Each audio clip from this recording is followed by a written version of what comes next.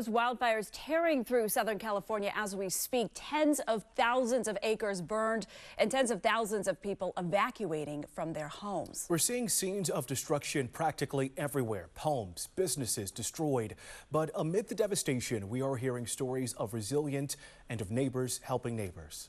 Makes me want to cry, but it also, in the midst of the dark hour, puts a little ray of love and hope. All the stuff that's here is replaceable. People are not. So having the family is the most important thing. You see people using garden hoses, buckets, just trying to knock down those flames before they have to flee.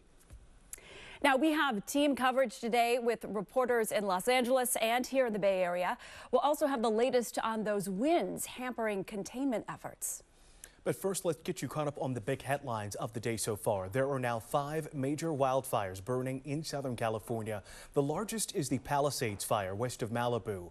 The deadliest is the Eaton fire near Pasadena, with 5 people killed so far. There's also the Hearst fire near San Fernando and the Woodley fire that started this morning near Van Nuys. And the Lydia fire east of Santa Clarita broke out around 2 p.m. this afternoon. Aside from those 5 deaths, there are also several other injuries, and the property damage there is extensive. Combined, the fires have destroyed at least 1,100 buildings, many of them homes. The Palisades fire has burned nearly 16,000 acres. To the northeast, the Eaton fire has ripped through over 10,000 acres in less than 24 hours. And there's the Hearst fire, which is up by Slimar. It's about 700 acres currently. Sylmar, it's about 700 acres. One woman says she narrowly escaped the Palisades fire as it erupted yesterday morning. And we shoved everything into the 2 cars and started heading down. That sense of eeriness was setting in because we could see open flames. I could see open flames in my backyard. And as we were driving down our street, there were a couple of front yards where embers had already landed and they were on fire. 2 other smaller wildfires in Los Angeles County have been contained. And the threat is far from over today. There's real fear that these fires will continue to spread and jump. We know how easy that is with those embers there. ABC 7 News anchor Karina Nova joining us with some of the scenes that we've seen there. Karina, just unbelievable, the damage. It really is. Earlier today, we saw the first aerial images of the devastation. You're seeing it behind me. Schools, churches, a grocery store, restaurants, and many more businesses wiped out by the Palisades fire. It just seems unfathomable. Some evacuated residents have been able to return to burned areas only to find out tragedy and devastation. Honestly, everybody's just in shock right now. It's just complete devastation. Everywhere you look, the images are tragic. Home after home burned to the ground. Some of the biggest damage to property has been in Pacific Palisades, an affluent area between Santa Monica and Malibu. Expensive mansions, one after another, torn apart by fire. There are about 7,600 homes in Pacific Palisades. It's estimated 1,000 of them have burned. About 40 homes were destroyed in the Castle Lamar neighborhood. Residents tried desperately to put out the flames using buckets. One neighbor scooped water from jacuzzis and pools to throw on the flames. I was bucketing out of my jacuzzi in a pool across the way at people's homes. I stopped a couple fires, and then it reignited at about 4:30 this morning, and thank God I woke up at the perfect time, and I got it, and I stopped it from burning my house.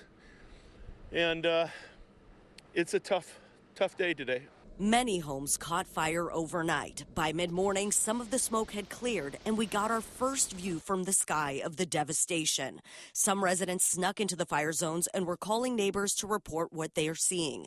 I'm talking to a neighbor who just lost his house. It's very just, words can't describe what the scene looks like. Similar scenes are also playing out near Pasadena. That's where firefighters are battling a second major wildfire, the deadly Eaton fire. The Eaton fire jumped more than a mile from the mountains into the urban center of Altadena. Residents used whatever they could find to load up water and fight the flames. They were able to save some homes, but not all of them. It's just been constant wind, constant fire, and it's moved at a pace that we survived the Bobcat fires a few years ago, and I haven't seen anything move this fast. It looks like a bomb went off along Lake Avenue in Altadena, an area filled with homes and businesses, block after block, devastated. This is where a senior center burned to the ground after almost 100 residents were evacuated by ambulance overnight, seen leaving in wheelchairs and gurneys.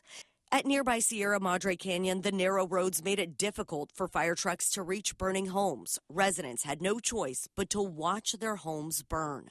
Are you guys going to have to leave? No, I don't know. The house is going. There's no water. Adding to the tragedy, many homeowners did not have fire insurance because their policies were canceled by the insurance companies. We're left to do this on our own with hoses and just the neighbors coming together. And What do you make of the past 24 hours? I've already lost my own home, so Sorry. Truly heartbreaking for residents in the fire zones there and for many of us watching from afar. Many Hollywood personalities like Mandy Moore and Ricky Lake are sharing on social media saying they've lost their homes. And some people say they're learning whether their home was destroyed or is still standing by watching the helicopter video on the news.